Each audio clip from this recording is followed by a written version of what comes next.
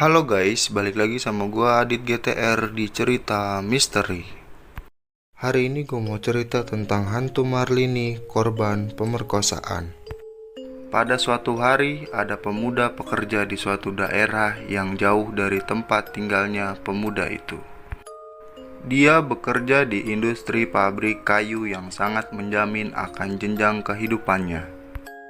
Dan dia lebih memilih ngekos daripada harus pulang ke tempat tinggalnya dikarenakan lumayan jauh, memakan waktu kurang lebih 4 jam.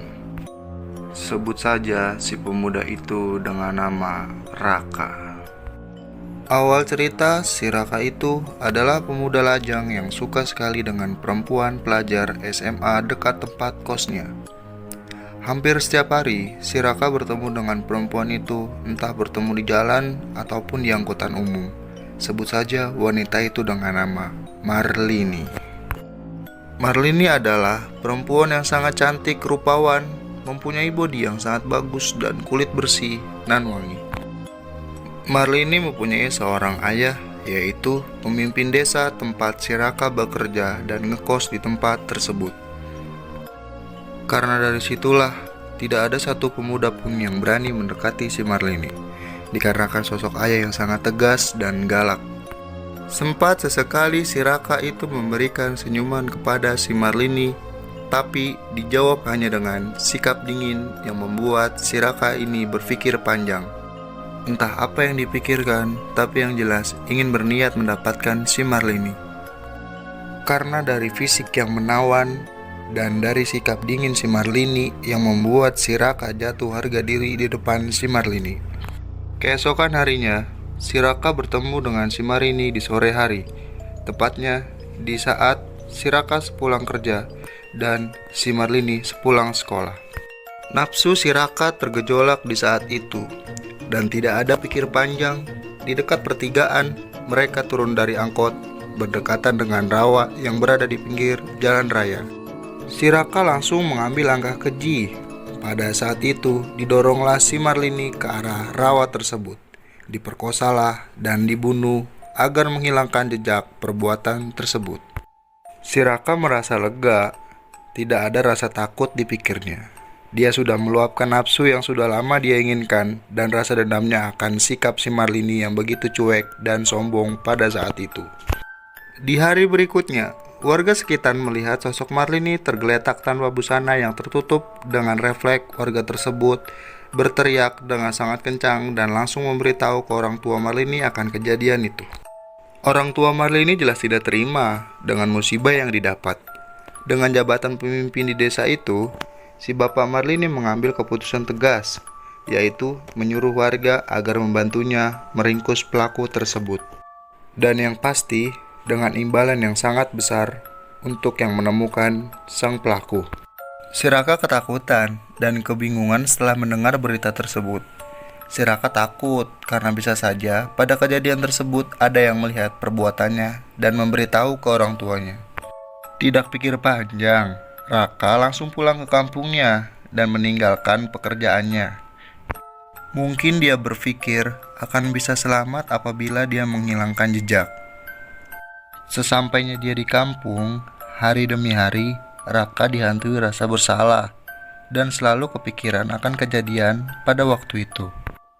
Sebulan kemudian, dengan kondisi orang tua Marlini yang pasrah karena sulit menemukan sang pelaku, si pemimpin daerah tersebut, yaitu bapak sang korban, mengakhiri pencarian sang pelaku, tetapi dengan perasaan yang tidak ikhlas. Beralih ke Raka yang selalu diganggu rasa bersalah pada malam itu, dia dapat bisikan yang menyeramkan pada saat berada di kamar dengan bisikan, "Kamu tidak akan bisa lari dari penyesalan." Sontak Raka kaget dan menghiraukan bisikan tersebut. Mungkin saja itu halusinasi. Bisikan kedua datang. "Kamu adalah manusia yang paling keji di dunia ini." Tidak pikir panjang, Raka langsung teriak dan menyebabkan si Raka pingsan. Keesokan harinya, Raka yang terbangun dengan kondisi mata yang pucat dan sangat lemas.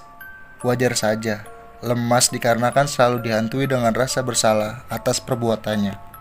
Orang tua Raka mengetuk pintu kamar dan berkata, "Bangun, Lek. Udah siang, makan dulu. Dengan rasa curiga, ibu si Raka menanyakan kondisi anaknya yang akhir ini sering melamun. Si Raka hanya berkata, "Tidak ada apa-apa, Bu." Dijawab lagi sama si ibu, "Benar, Le, tidak ada apa-apa. Soalnya, akhir-akhir ini kamu selalu murung di kamar." Si Raka hanya bisa terdiam tanpa menjawab. Di saat si Raka sedang makan di meja makan, dia melihat sosok Marlini di dapur yang berhadapan langsung dengan meja makan. Sontak Raka hanya bisa terdiam karena sudah lelah dihantui dengan halusinasi, seperti mendengar suara bisikan, mengganggunya dengan benda jatuh, dan sosok selalu muncul di saat sedang memikirkan kejadian tersebut sampai pernah hampir melukai. Di saat si Raka capek dengan kondisi tersebut, dia berniat ingin bunuh diri.